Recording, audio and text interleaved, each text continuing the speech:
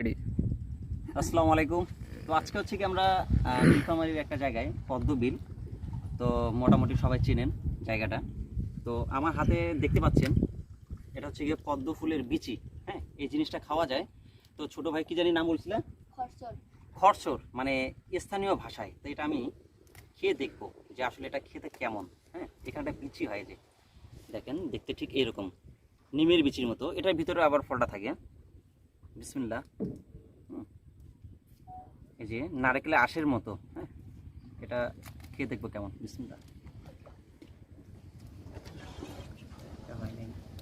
এইটা খেতে পানি ফল আছে না, আমরা যে বাজারে পানি ফল যে কিনে খাই, ওটার সাথে এটার মিল 98%।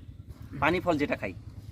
তো যারা যারা এই ফলটা খেতে চান অবশ্যই ট্রাই করে দেখবেন। Thank you. পানি ফল